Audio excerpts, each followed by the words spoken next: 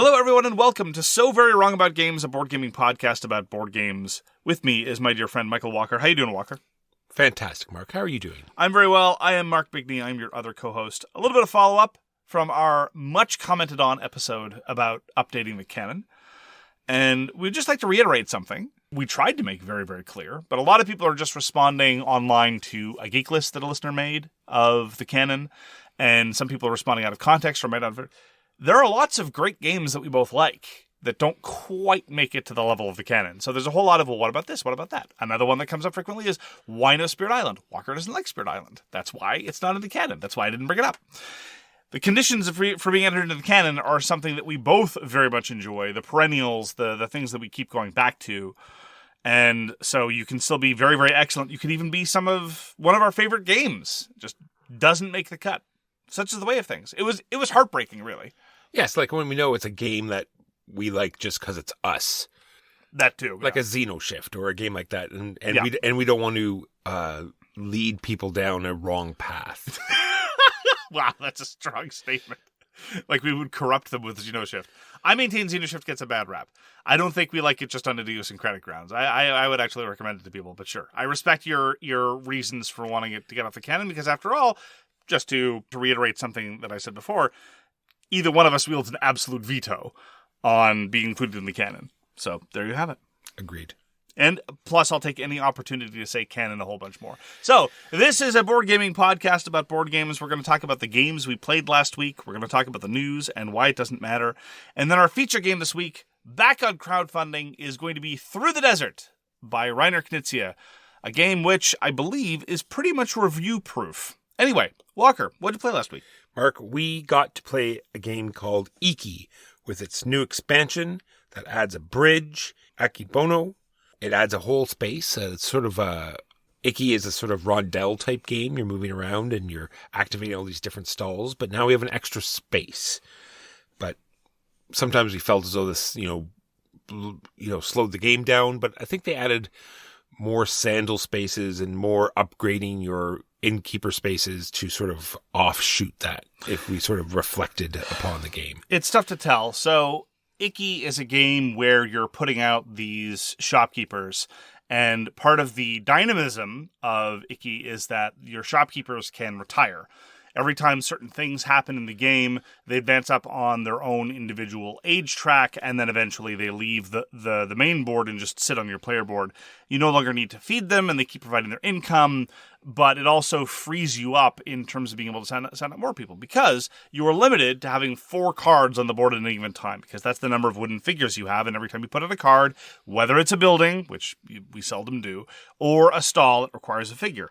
And we spent, all of us, several turns in succession, completely unable to purchase new cards or do much of anything with respect to developing the board and developing our own personal standing by virtue of the fact that all of our figures were tied up. And it was actually Huey that posited that it's possibly because the extra space adds a further delay to various thresholds that cause the figures to advance on the track, and therefore retirement was happening less often. And I think he's right. I honestly believe that it kind of dilutes the central tension. Now, it is hard to expand a lot of Euro games, and Iki is no exception. And so, as you say, what they've done is they've grown the rondel. Fortunately, they don't fall victim to one of the very common traps of such expansions, which is we've added this other board off to the side over there, and everyone forgets about it until the end of the game. Here, instead, it was just that the core elements of the game were in effect being diluted. We knew about the other spaces; they were right there. There was no way to miss it. But by virtue of the inclusion, some of the other interesting stuff was happening less often. I strongly disliked the expansion, at least based on the first play. I've never been a huge fan of Iki. I think it's okay, but I don't think that what Iki needed was less dynamism and more turns where you couldn't do anything. True, I don't think it really added enough to warrant it.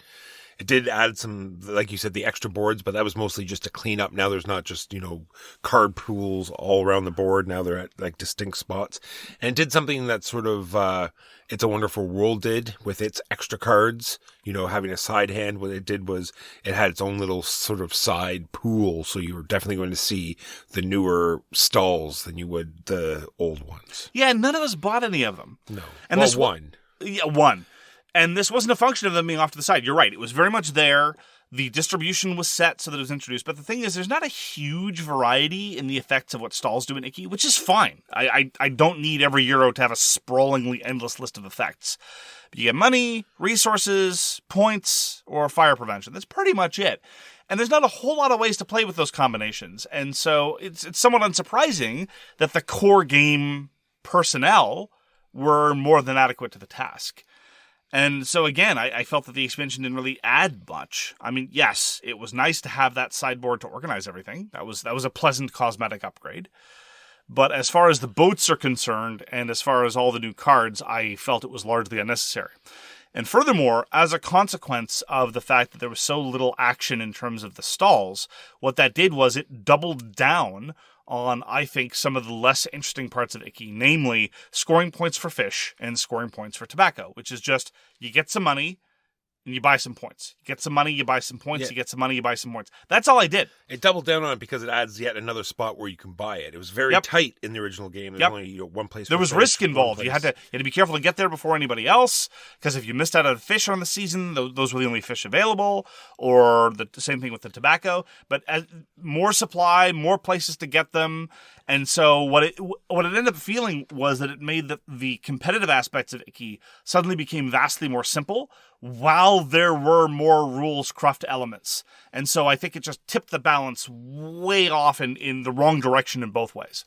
Well, the thought process might have been, we want to focus more on the harmony scoring, where the original, the stalls were cycling out so fast, you couldn't really set up a combination of stalls. Whereas if you slowed that down a little bit, then placing of the stalls would be much more important. Possibly. I'd have to sit down and look at the relative value that various things generated over the course of our game of Icky with the Akebono expansion. You might be right.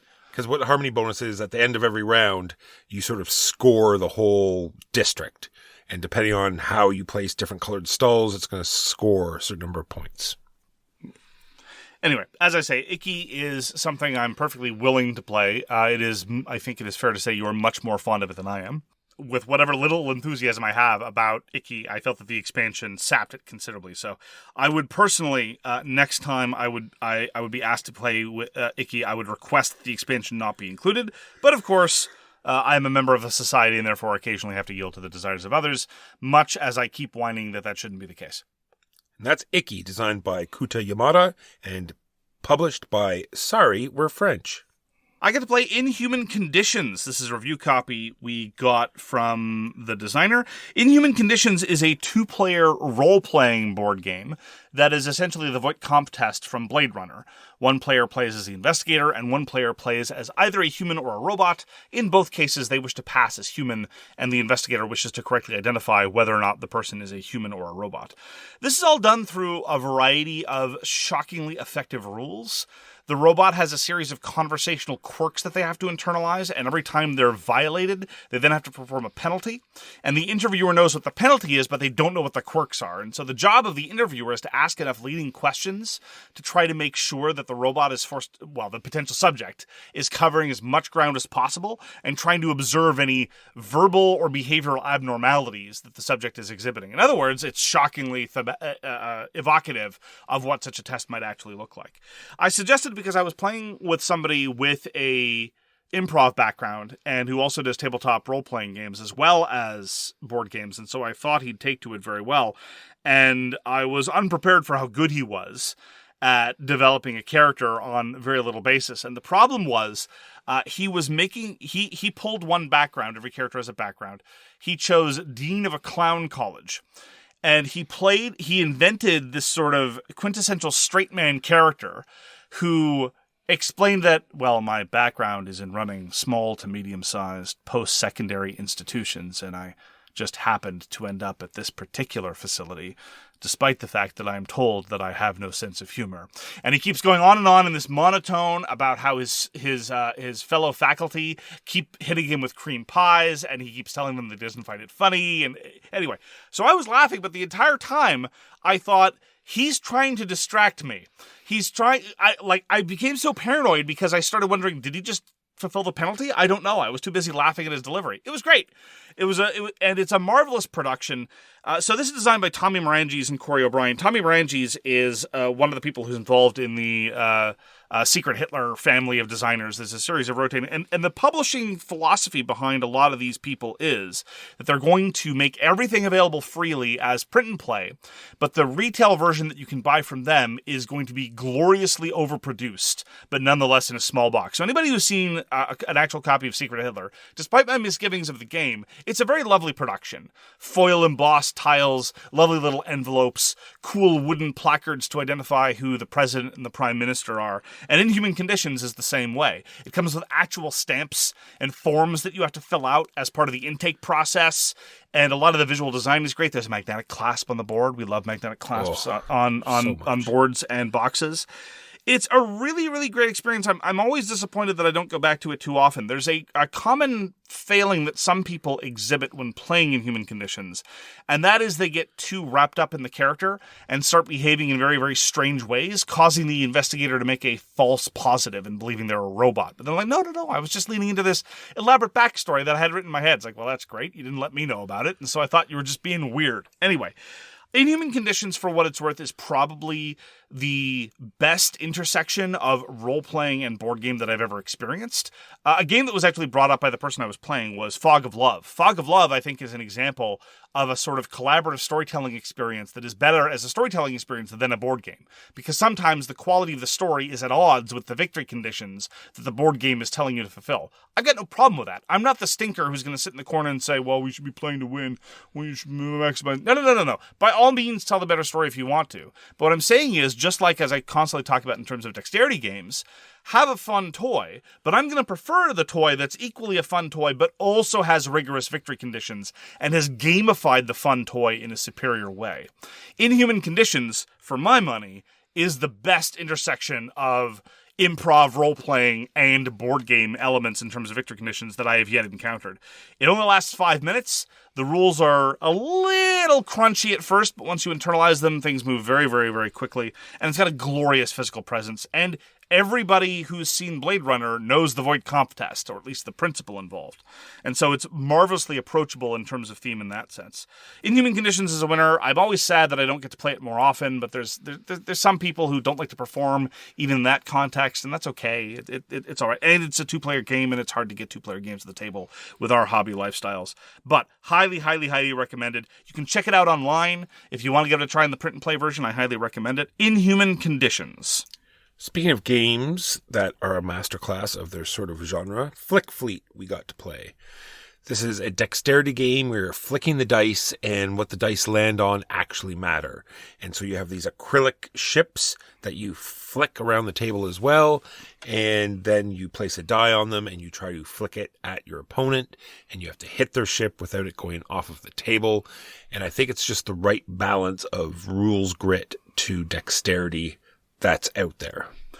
It's also got a marvelous physicality to it. So the prettiest version, the deluxe version, this is by Eurydice Games, and Eurydice Games is just a couple of people with an acrylic laser cutter. And the deluxe version has these lovely etching, like the name of the ship on it and ship little details. And then it's very, very expensive because they're all handmade and it costs what it costs.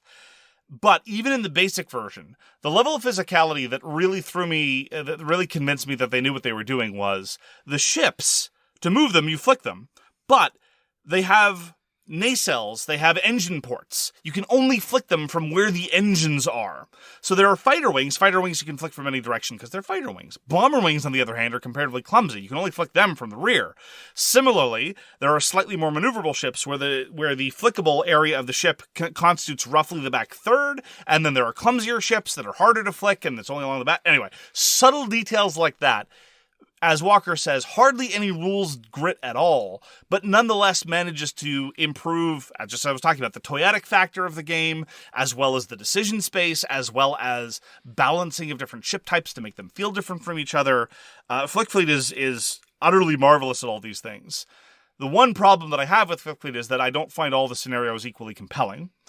We were playing from Xeno Wars, which was the latest sort of expand-alone set. There's one that just finished crowdfunding that's going to be elaborating on the Pirates faction. We played twice in succession. One was a scenario done actually by my friend Woogie.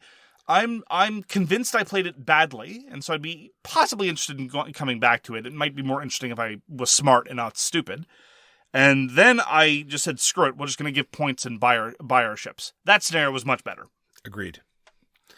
And so in FlickFleet, you have your little armada of ships. You take turns back and forth activating each ship, and every time you activate a ship, you get to activate 2 systems, be it the propulsion or the engineering to repair things or the weapon systems, and then you get to flick the whatever dice the weapon system happens to be. It could be nukes, which is D6s, which will always damage as long as you hit the other ship, or you get to flick D10s, and sometimes it's usually a lot of D10s, because anything higher than a 6 on a D10 will miss. We'll miss a capital ship in that it will bounce off their armor. It will, however, always hit a fighter wing or a bomber wing because they are pequeño and chibi and other foreign words for small and easy to damage. Yes, because they don't have sheets, and all the sheets have the systems laid out 1 through 6. So anything out of that range is a miss. Unless you have your shields up, then you lose shields no matter what. And then once you're down to shields, it's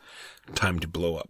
I am a sucker for any game where you get to fly big spaceships and they feel like big spaceships. You get to do a little bit of managing systems. So it's not just about moving them around and then rolling to hit, but you have to worry a little bit about what systems are active, what systems you want to manage. So I love FlickFleet. I love Talon. The one time I played Star Wars Armada, I thought that was pretty cool as well. Although at that point you're kind of getting into a money pit that's not even well supported anymore. So there's that. And there's even an upcoming game in the Infinity universe called Acheron's Call that I have pledged for because I'm an idiot and not smart with money. But anything that involves capital ships in space that feel like capital ships, I'm not asking to be cumbersome, but I just like to be able to have a little bit of fun managing systems. I was crushingly disappointed when that Battleship knockoff space game was so disappointing. Do you remember that? Yes. It was by some of the same people who did HeroScape, and it had kind of pretty looking starships, but it just didn't do anything for me. Anyway. That is FlickFleet, designed by Jackson Pope and Paul Willcox, and put out by Eurydice Games. Yeah, very expensive, hard to find, highly, highly, highly recommended. I always have a blast playing FlickFleet, and I'm very disappointed that we don't get to play it more often. Agreed. We got to have a sort of mini games festival featuring the works of a single designer. And I'll say that there are not a whole lot of designers working today where we would feel comfortable doing that, both in terms of the variety of output that they have that would lead you to feel like you had like a satisfying series of different kinds of games, as well as overall level of quality. So a couple of names came to mind. I mean, obviously Reiner Knizia, clearly, obviously for us, David Thompson, maybe Christian Amundsen Ostby. Anyway, a variety of names come to mind. But this time we played 3 games, one after the other, all by Kasper Lapp. And the first game we played by Kasper Lapp was Gods Love Dinosaurs. And Gods Love Dinosaurs is a game I very foolishly traded away and decided, it was one of those things that I burned with regret. And I decided to get back. The theming is marvelous. You all play as gods. You're all making ecosystems, but you don't care about anything but dinosaurs. You just want to make a universe and a planet that exists exclusively to maximize the number of dinosaurs. But despite the incredible paucity of rules, there's actually a surprisingly sophisticated element of balancing, because you need prey animals, and then there are predators, and you need prey animals around so that the predators can multiply, and you want the predators to multiply so they can then be eaten by dinosaurs. But you can't eat too much of anything at any time, because then you'll lead them to be extinct, and then you'll be less efficient at producing, wait for it, more dinosaurs. So even the humble rat, bunny, and frog is very relevant to the proliferation of T-Rexes, which is what you want in order to win Gods Love Dinosaurs. And we played 5 players, and it turns along at a great pace.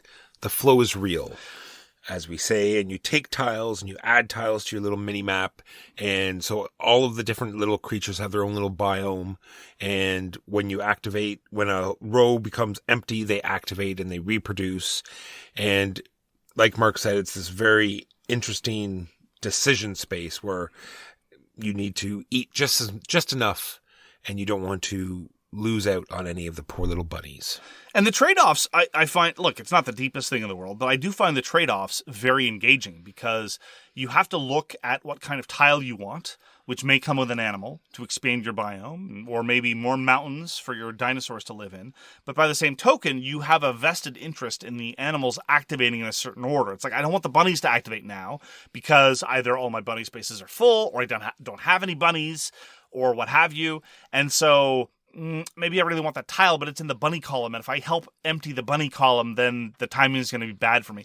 Even in 5 players, where you have the least amount of control over the shared tile display in Gods Love Dinosaurs, I thought it worked out very, very well. And as you say, since when the animals activate, everyone activates all their animals of that type, you're still involved in other people's turns, albeit not necessarily in terms of direct player interaction.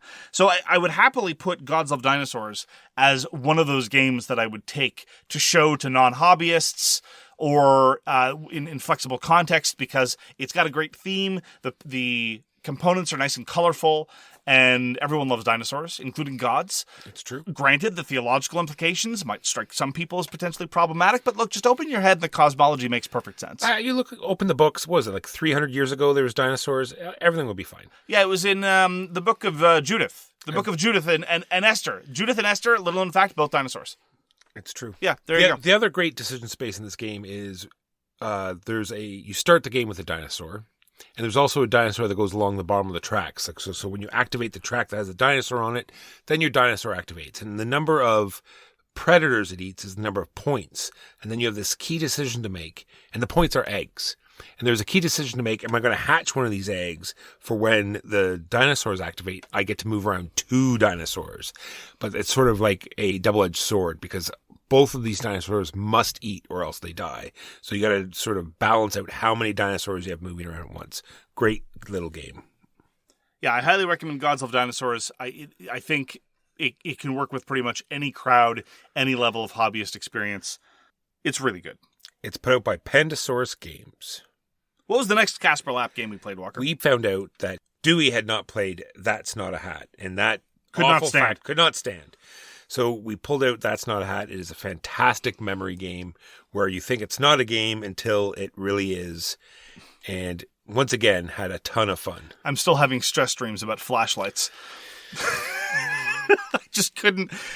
Sure enough, I lost track of things very early on. Like flashlights? Like specifically a flashlight. And I just kept thinking that I was being passed flashlights. There was flashlights. No, okay, look. This is one of those times where you start with an axiom, like a fixed point in reality, and try to base that. Kind of like Descartes' cogito ergo sum. You know, you start with some bedrock principle. The bedrock principle that I start with is there was a flashlight. And then I spun that out into thinking that everything was a potential flashlight. That was a problem. However, we did discuss that the scoring conditions we're vaguely unsatisfied by. Because the game of That's Not a Hat ends once someone has acquired 3 points. Points are bad. And then whoever has the fewest points wins. Generally speaking, there are 2 problems with this overall metric in our experience. Number 1, there is a high likelihood of several-way tie. And number 2, once you have acquired 1 point, you're probably done. So if you care about things from a competitive aspect, which again, we don't really, the moment you've got your first point, you're out of the running. There's no way you're going to win. We wondered whether it might be better to adopt a sort of cockroach poker style of play where there's only one loser and then everyone else wins. I don't know. Food for thought. Speaking of the cockroach poker, there was a point near the end there where I was debating whether or not to like sort of adapt some cockroach poker strategies. Oh, really? Well, like I said, where I knew it was a pizza, but I knew the one person was struggling about what the cards were. Oh my goodness! And I was debating whether or not just to claim it was something else, just to mess them up further down the road. Well, because I was hoping that the next person knew that it was a pizza, and then when when that person passed it as a pizza, would then call him out on it. Or even better, I think you're underestimating the ripple effects of this possible move, because then it might just confuse everyone at the table and throw everyone off. True. Because you were absolutely in your element in this game of That's Not a Hat. You were perfectly confident and perfectly right. It was marvelous. I don't know, did you know what things across the table were? Or were you just managing your own corner? I was managing my own corner. Okay, because it seemed effortless. Whereas every turn, I would have to, okay, stop, everyone shut up. I was only tracking three details, but I even couldn't get that right. And I needed total silence to organize things in my head. And I still ended up thinking that everything was a flashlight. And it really does have a nice sort of balance between, because some cards are the writing, because you pass them in different directions, depending on the arrows on the back of the cards. And some of the cards have white writing and some have black writing. So sometimes it just works out that there's a nice balance of those two colors, and it just helps you track a little bit more than you normally could. It is one of the few things that you can help rely on other than just blunt memory, yes. And that is Not a Hat, and also by Kasper Lapp, put out by Ravensburger. And then we rounded it off with Fun Facts. This one's put out by Repos Production, because they put out a fantastic line of party games, and also by Kasper Lapp. In Fun Facts, you sort of pose wits and wagers types questions, ones that can be ranked in a certain order. All of them have a numerical answer, yes. The first player puts their sort of marker out on the board with face down with their hidden answer, and then as it goes around the table, everyone else writes down their answers and puts them in the order where they think it ranks as a table. And these are all, I say personal. They're not personal in the sense of deeply private. They're just personal questions in that they relate to everyone at the table. So one that I thought was kind of okay was, how much money would it take for you to agree to go and do research for a year at a remote base in Antarctica? Another one, which actually provoked a fair amount of conversation, was, on a scale of 0 to 100, how well do you think you are dressed right now? This is when we discovered that we all were operating on radically different conceptions about what well-dressed means. I specifically asked Dewey at the outset, this was cheating, this is borderline cheating, but it was also a joke. I said to Dewey, you're wearing Crocs today, right? And he said, yes. I thought that would say something. Didn't Dewey rank himself at 55 out of 100? Well, it all depends on where you throw the scale. Of course, it's highly subjective. Exactly, yeah. And that's what makes it fun, right? Do you throw the scale on the world in general, or do you throw it on the table? So you look at the person at the table who's the best dressed and put them in the 100 zone, and then the worst dressed at 0, and then rank yourself in just that chart, or are you going to give yourself the overall rank chart? It's very interesting. Look, I'm no Tim Gunn. All right, Lord knows. I lack the temperament, the knowledge, the style, the beautiful voice, the hair. Oh my goodness, the hair. But can we not agree that the monomaniacal focus on Crocs as an exclusive piece of footwear definitely costs you more than 45 points off the top, regardless of where you start? 100%. Okay, because people were shocked at, I put myself at 45 out of 100. And I'm like, yeah, because nothing I'm wearing fits. Yeah, but my belt is falling apart. My shirt isn't tucked in. Yeah, but it was a dress shirt. It wasn't right? a dress shirt. Just because it's got a collar and buttons doesn't make it a dress shirt. So it could, it's like sort of the Crocs thing, right? Crocs, drops you down. Yeah. Dress shirt might bump you up. Not a dress. Anyway, wow. Okay. Yeah. Now, I will merely point out, you are much bigger on fun facts than I am. You tend to find the questions more interesting than I do. I find the level of subjectivity involved in a lot of the questions. I don't object to the subjectivity necessarily, but I don't think it's as interesting as the kind of subjectivity relying on, say, Green Team wins, right? And the discussions that we've had pursuant to many of the questions in Green Team wins, I found A, more interesting, and B, more frequent. Like, for example, I emphasized that I thought of the questions that we played in Fun Facts, one of the more interesting ones was, how much money would it take to get you to do a year of research? We didn't really have much to talk about after that. It's like, yeah, that tracks. I think the only surprising answer, somebody said they do it for $75,000, which was bizarre. Unusual. Maybe they're thinking about having a vacation there, maybe, and this is just... Maybe they've always wanted to go. Okay, yeah. Fair enough. No, and just to be clear, for a lot of people, $75,000 is an impossible quantity of money, and that I completely respect. But For me, I would never consent to do such a thing. I almost was tempted to put infinite, but no. Anyway, it's just I find that green team wins is more predictable because it's operating on a relatively more clear paradigm. Like a question got flipped up in Fun Facts, and people would say, well, what's the criterion for X? What's the criterion for Y? And the only answer is to shrug and say, well, whatever the person thinks it means. Whereas Green Team Wins seems to have everyone on the same page more often and produce more interesting results. Yeah. I just prefer the questions in Green Team Wins. What can I say? And it also works. You can play Green Team Wins with strangers, whereas I really feel Fun Facts would fall apart with complete strangers. Yeah, I also wonder, though, if, again, none of the questions are deeply private that I've encountered so far. I haven't gone through the entire deck. But, for example, I could see some groups, even of friends, not feeling very comfortable ranking themselves in comparison to the friends. For example, how well dressed you are right now, right? True. I don't know if every group would survive the really. You think you're at a like we can make fun of Dewey and say and I could tell him, Dewey, I think you're 55 is wildly optimistic, and then make fun of him to his face. There are lots of people I know, lots of friends I have, where I would not feel comfortable doing that. And there's other questions. I'm trying to think. There was a couple that we had talked about or that were interesting. There's one, how many homes have you lived in? I didn't find that particularly interesting. Things like that. I'm just saying not so much interesting as just interesting facts to know about your friends is what I meant. Agree to disagree. As I say, I just don't find that particularly interesting. That rounded off our Kasper Lapp. It was the end of our Lapp. Yes. Around his catalog. Just so. Walker showed me Sail. Sail is a 2-player cooperative quirky trick-taking game, and it comes from Japan, but then again I repeat myself. Haha. Designed by Akiyama Koryu and Korzu Yusei, published by Allplay, which used to be BoardGameTables.com, pursuant to successful crowdfunding. And the way that it works is there's this board, and you've got a ship, and there are some spaces you can't go into, and there are some spaces you have to go into, and it's all the movements on a bias. And every time you win a trick, you look to see what the combination of cards were. And there are a variety of effects. The most common effect, or certainly the most common good effect, is to move the ship. And you move towards whoever happened to win the trick. And the round ends immediately once somebody's won 4 tricks. So you're immediately in a position where you care about who wins the trick and how, which makes for some surprisingly interesting trade-offs and for some surprisingly interesting inferences about what your colleague, what your partner, because it's, again, a co-op, has. You're figuring, well, I'll lead this card. Oh, wait, but what do they have in their hand? They'll be, okay, I don't think they're void in this color, so they'll have to play that. Oh, but that's a terrible combination. That doesn't get us anywhere. Okay, so I have to make sure that they go void before I lead this card.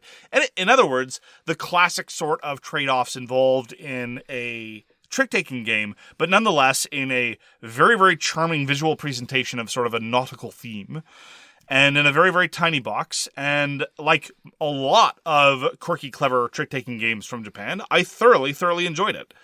Yeah, the art was very nice. The color palette, a little bit similar, but not really any problems discerning one card from another. You had all sorts of different player powers that you could get. And I'm looking forward to playing more, like different scenarios, different ways to set up the maps. You were initially concerned that there might not be enough there. You weren't, when you gave the rules explanation, you gave kind of a shrug as to say, meh. Well, you never know, right? It's like a trick-taking game. Is it going to be just like a straight-up sort of, or is there going to be like a hook? Is it just going to be more trick-taking, or is there going to be interesting hooks too? Is that a microaggression against a certain pirate captain? Yes. Okay. Just so. I think this may be my favorite 2-player trick-taking game.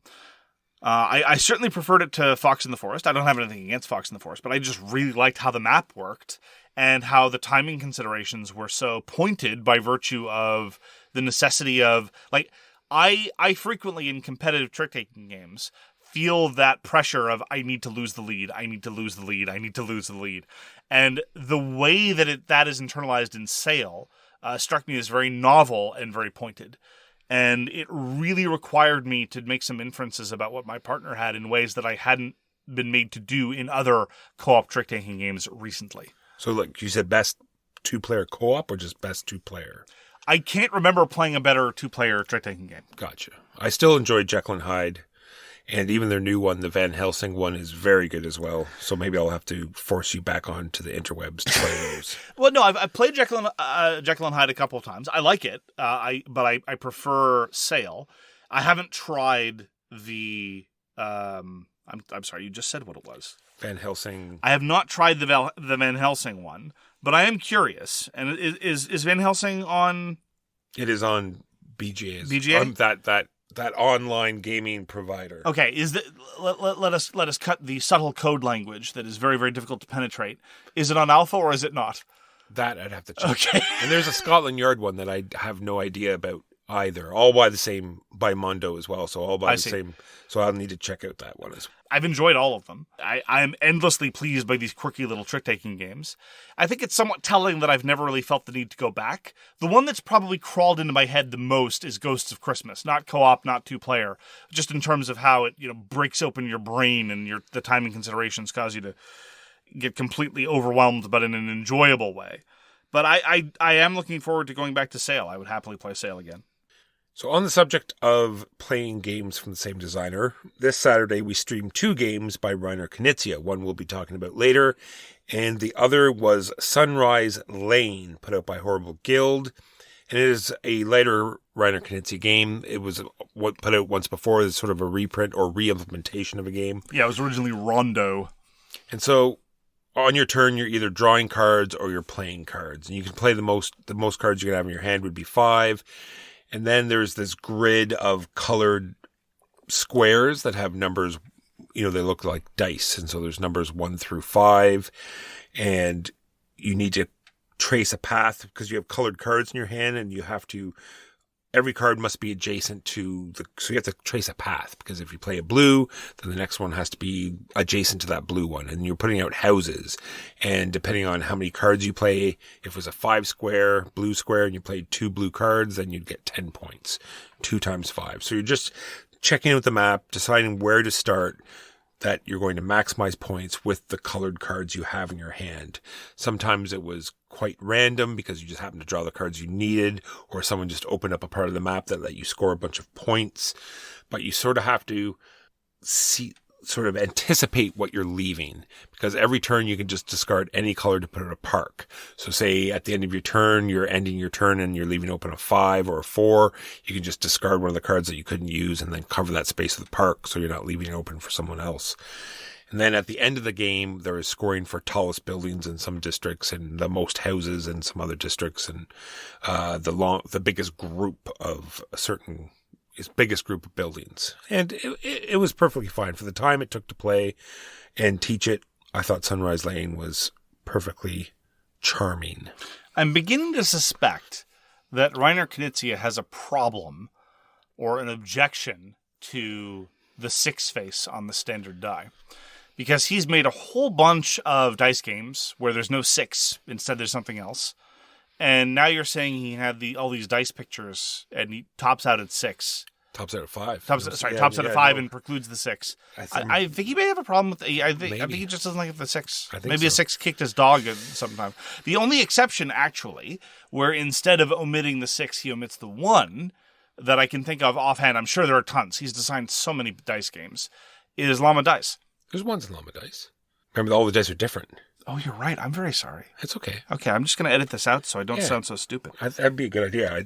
I thought maybe you were going somewhere else. I said, he's not going to talk about Llama Dice. No, you're right. I completely forgot that there are ones in Llama Dice. But don't worry, I'm just going to memory hole this, and no one's ever going to know that I was so incredibly stupid.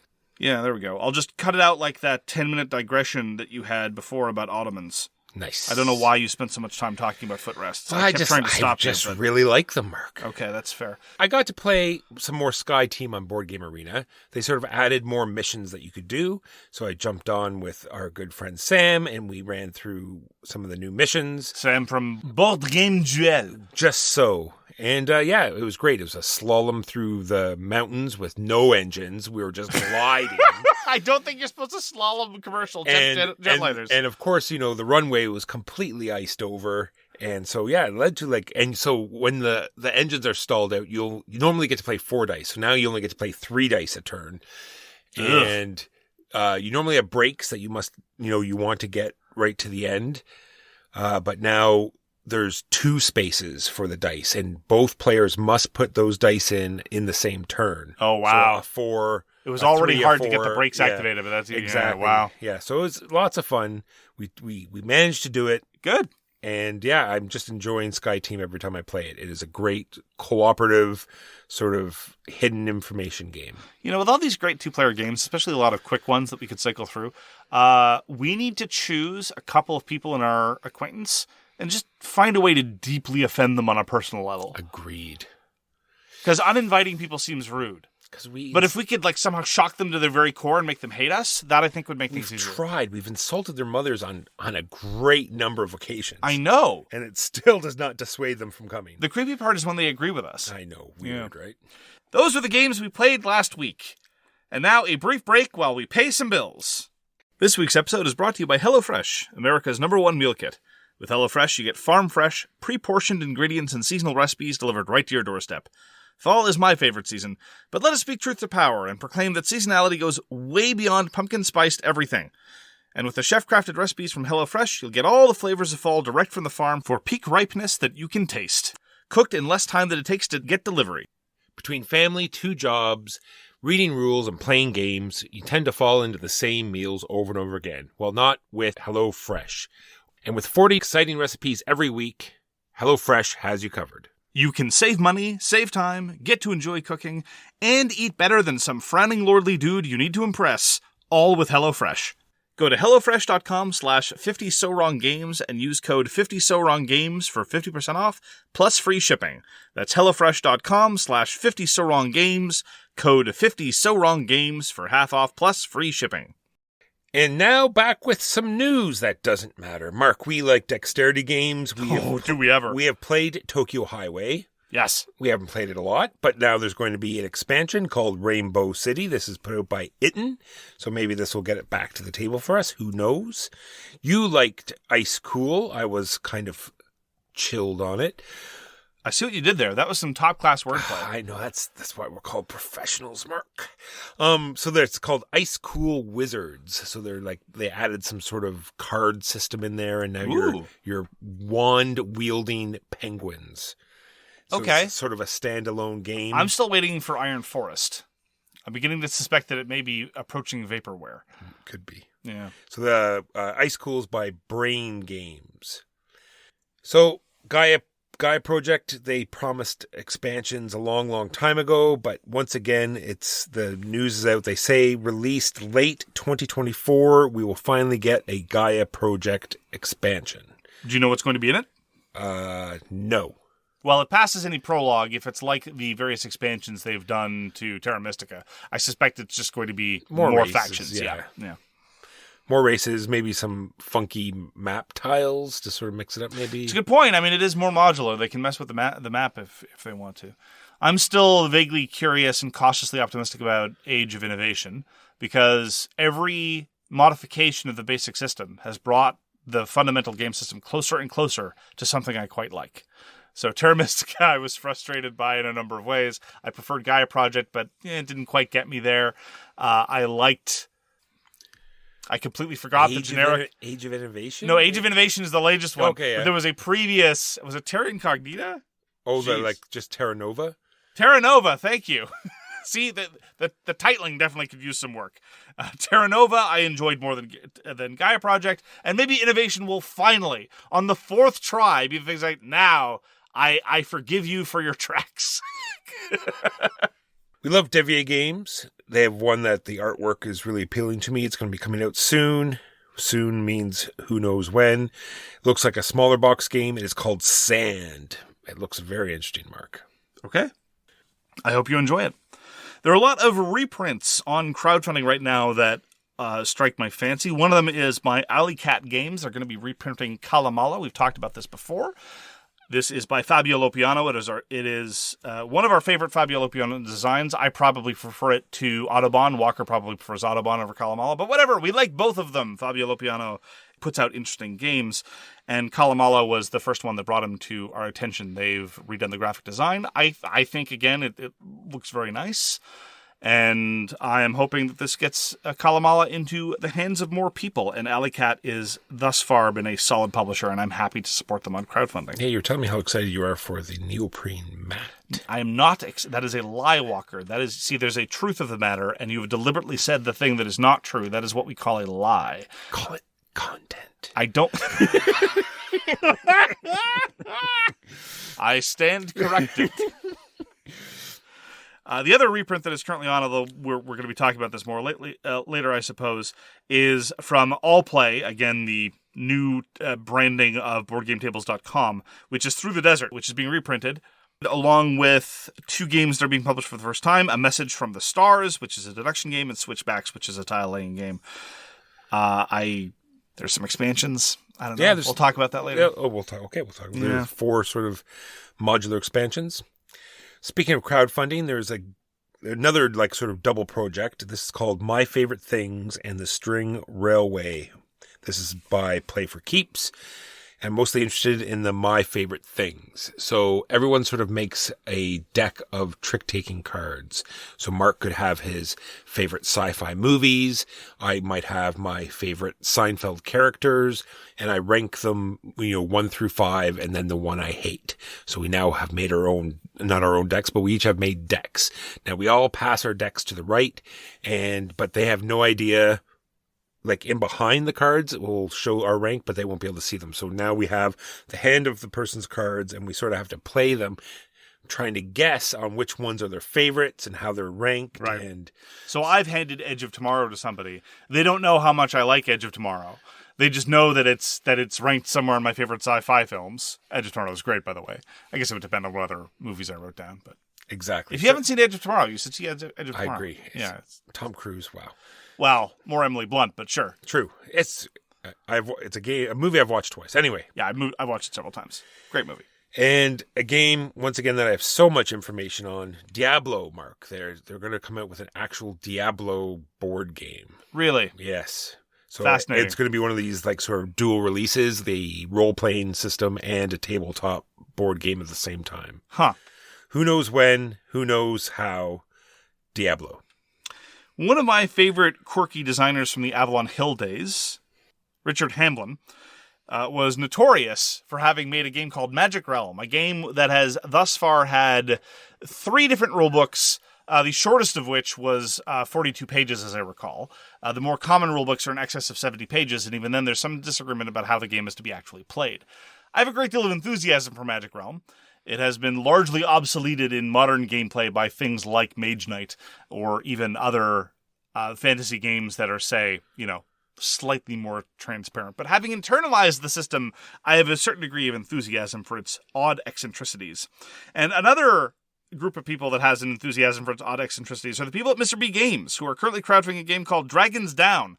They have the audacity to say, hey, we're releasing this big fantasy game that looks like and is inspired by Magic Realm. I'm like, wow, that kind of courage is typically not seen outside the realm of rodeo clowns. And I am happy to throw some money into this pit for you. Sure, usually we would not associate something with a game like that. It's not sort of like, I guess, for the member berries, the nostalgia. It's probably maybe? For the member berries. They probably reason that there are just enough idiots like me who have enough nostalgia and or are perversely intrigued by what they're gonna do. This is mostly out of a strange sense of fascination, as well as begrudging admiration. So, like, watching a train wreck, not being able to look away. Gotcha. I don't even know a train wreck, but it's let me put it this way: it's somebody who's dressed like Evel Knievel, but who is not Evel Knievel, about to try something that Evel Knievel once did. And you're like, I don't know who this guy is, but I'm gonna watch. Gotcha. That I think is the energy behind my pledge of Dragons Down by Mr. B Games. The only other experience that I've had with Mr. B Games has been Hellenica, which was their big box Civ thing, which was okay. It was kind of interesting, had some ideas, and at least it was more historically focused than a lot of other Civ type stuff. And I'm a sucker for that. At least they have a history. Yes. This is not the first thing they've done. They've been very reliable in terms of fulfilling their crowdfunding projects. Yeah, if this were some new company of a bunch of people who just really, really like Magic Realm, I don't think even my perverse fascination would get me to pledging. This is one of those classic instances, to quote Robert Bolt, where I do not recommend it, I merely point it out. That is Dragons Down by Mr. B Games. And that is the news and why it doesn't matter. Now on to our feature game, which is Through the Desert. Through the Desert is a 2 to 5 player tile laying game where the tiles are pastel camels. Designed by Reiner Knizia, originally published by Cosmos in 1998. And once again, I'd just like to point out that the 3-year span between 1997 and 1999 for Reiner Knizia is probably the single greatest 3 years of output of any board game designer ever. Tigers and Euphrates, Through the Desert, Samurai, Raw, Lost City, Stevenson's Rocket, Shot, and Totten. If you, over the course of an entire career, produce a list of games that good on you. And if you do it in 3 years... Only 2 of those games, good on you. Yeah, exactly. Yeah, good point. But he did all that in 3 years. And then he kept designing yet more great games. So there you go. Anyway, Walker, why don't you give us an unhelpful summary about what we do in Through the Desert? So in Through the Desert, it's as close to Tron Cycles board game that you're going to get.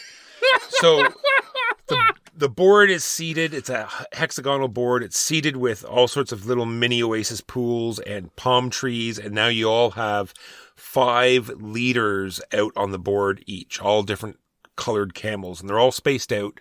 And then you're going to proceed to place 2 camels a turn.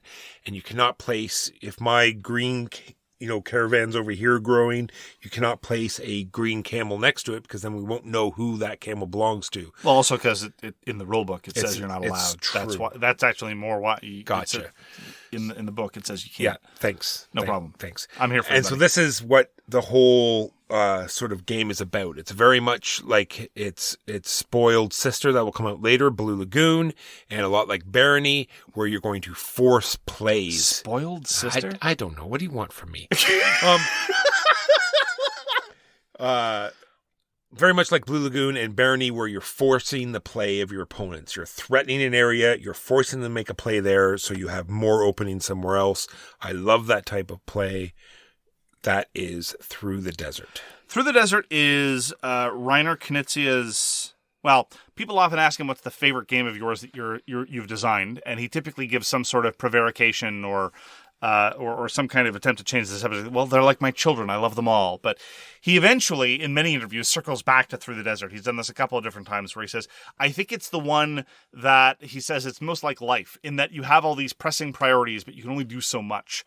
And the reason why I think Through the Desert is so perennial is because these trade-offs in terms of tempo, in terms of when am I going to go for what, I'm competing with this person over here to get to this oasis sooner, and they might block me over here, but I also have to encircle this territory, etc., etc. There is so little distance between you as a player and the calculation of those trade-offs that it attains a level of simplicity that very, very, very few other hobby games do. And as such, the difficulty in making good plays is unhindered by any kind of rules grit, largely speaking. And all those things are fun because you get a big amount of points for joining a caravan to a palm tree and sneaking your way in or circling around to get there is interesting. Stealing those little pool points from your opponents before they have a chance to get them, that's fun. Warding off a hole, because there are a couple of mountains on the board as well. So, and the hole outside of the board counts as a wall as well. So you can make your caravan strips to wall off entire areas, which are going to give you huge points at the end of the game. And sort of completing that is super interesting as well. Because not only that, you get all of the little oasis tokens that are inside that walled off area too. So sometimes it could be worth a lot of points as well. Yeah. So all of these different things are very fun and enjoyable, and sort of just placing that one piece so it like blocks your opponent's chain off completely because they can't play adjacent to you.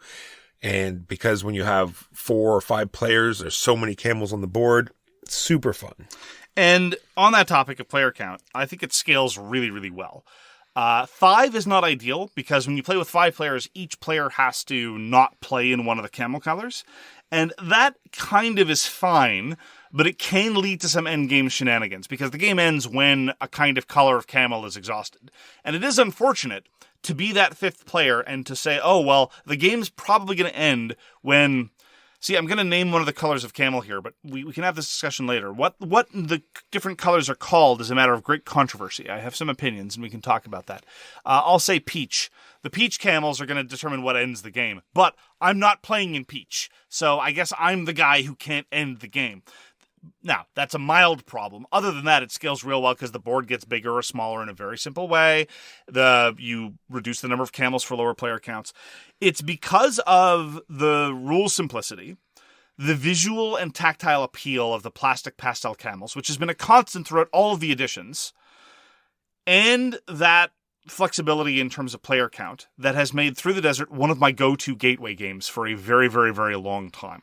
There's only one serious barrier to Through the Desert being what I would say a near perfect gateway game, and possibly even a near perfect game generally, and that's how deterministic and determinative the early placements are. It is a little bit like Settlers of Catan in that if you royally mess up the initial setup placements, you can basically be locked out of a lot of the game. Other than that, I don't really have any substantive criticisms of Through the Desert as a game. Yeah, I'm wondering why they didn't at some point sort of put colored circles on some of the spaces to sort of give you a, first game sort of placement of leaders. Huh. Just to space them out, just so people get an idea of how consequential that initial placement is. Because like I said, it's seeded with the little mini pools and the palm trees at the beginning, but then you start taking turns placing out the leaders of each caravan. And the very first turn, they all have to be different colors, and you're never allowed to put them directly beside the palm trees, and you can never put them directly beside another leader. Yeah, you can't put them such that they would score. Yeah. But like Mark said, you could really sort of mess yourself up if you don't understand how the scoring works right from the beginning. Yeah, I don't know if it would be possible to have sort of a suggested setup because, for example, it would depend on where the palm trees are. It might depend on the relative distribution of pool tokens, because starting between 2 tokens worth 3 would be very, very different from starting between 2 tokens worth 1. I'm not sure.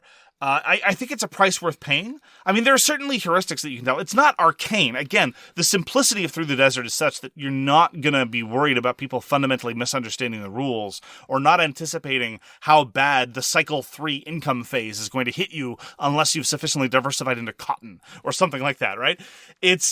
You can tell people, look, try not to get yourself in a position where another player is having half the board to themselves.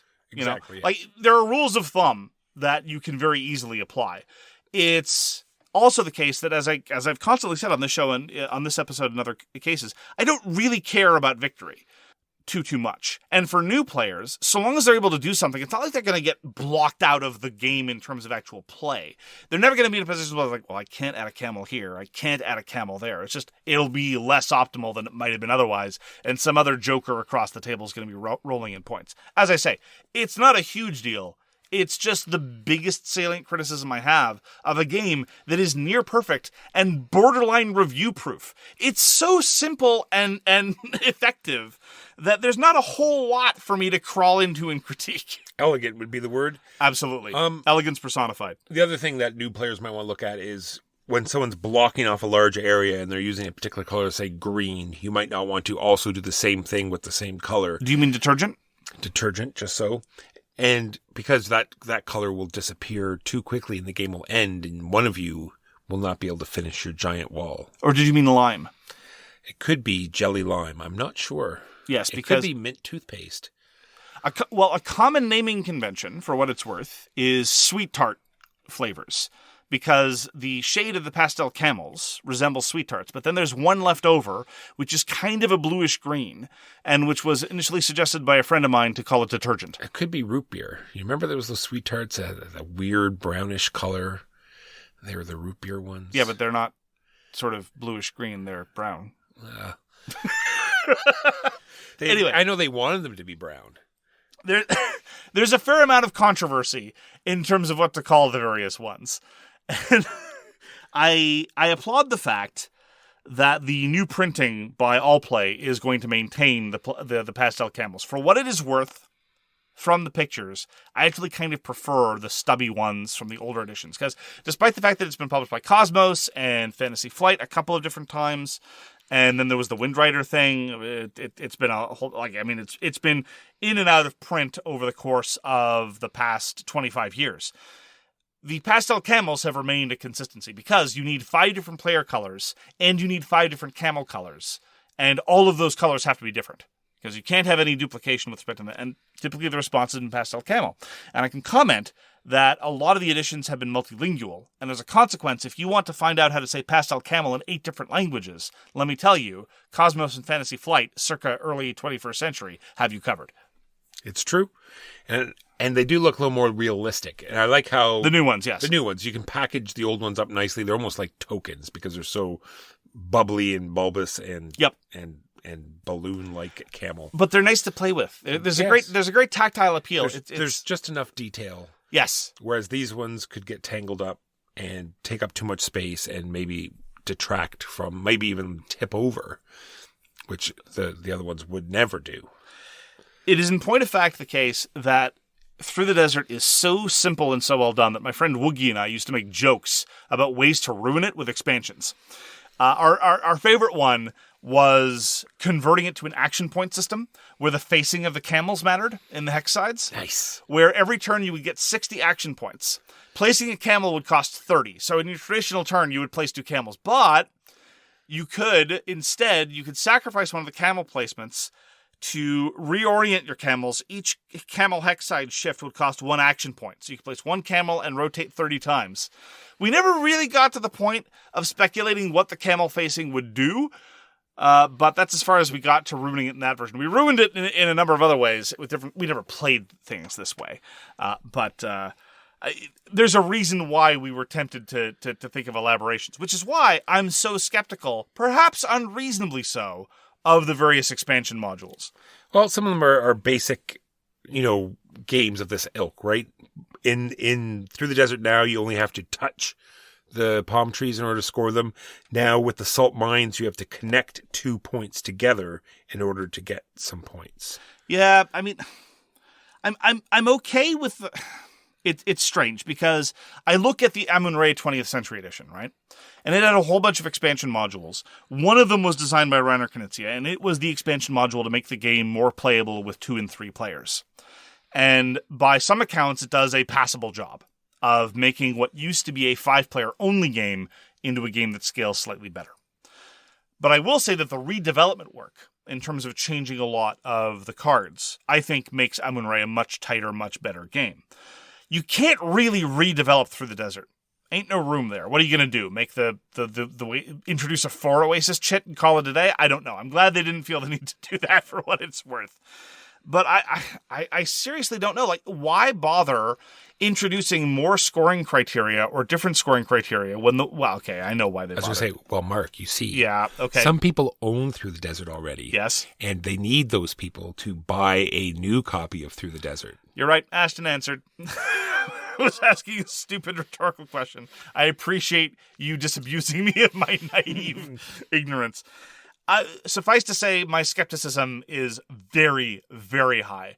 I would be so skeptical that I would probably even not want to try them, all things being equal. I'd probably only try them in a context where other people some of at the these table look fun. Have you read these yet? Yes. The Crocodile Watch. The Crocodile looks... That's the one I'm most skeptical of, to be frank. So it's like a wild camel. It's a camel that counts as all colors. Yeah. And it slowly marches across the board, and therefore you can't place any camels adjacent to it because it counts as a camel of all colors. There's already tons of blocking Through the Desert. So the blocking that comes from other players. But now you have a random crocodile that moves from oasis to oasis. Yeah.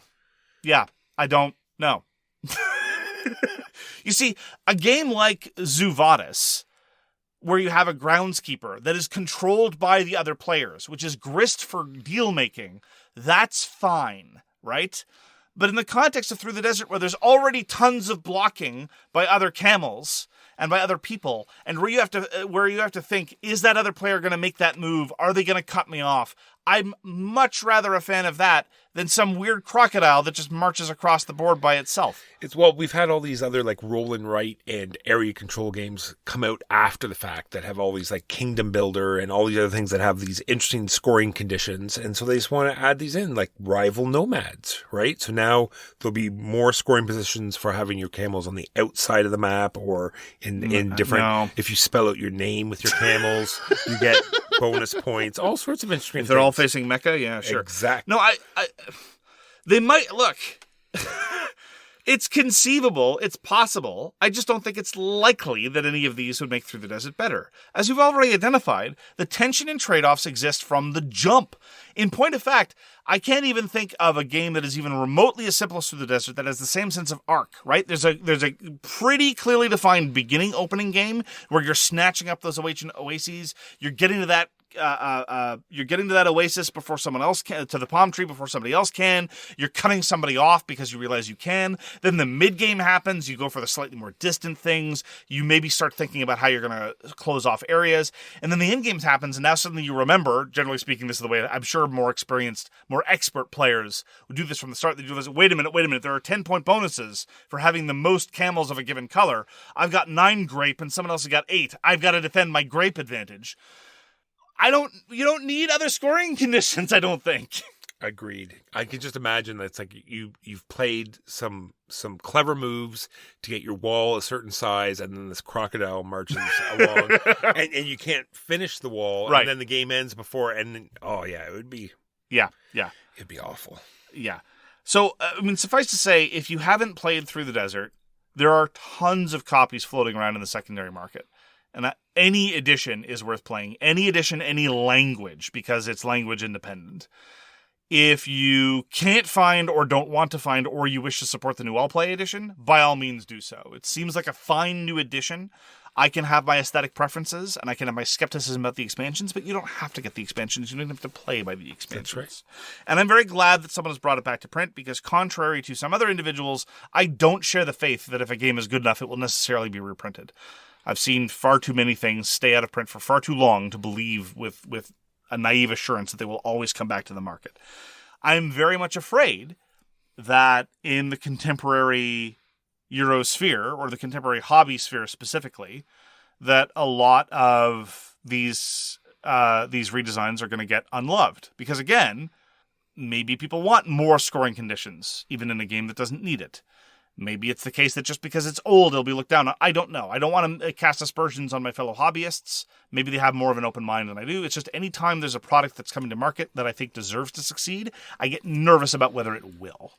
But I wish all the best of luck to Allplay in their reprint of Through the Desert, because it is a timeless, brilliant game, and it absolutely deserves to be in everyone's hands who wants to try it.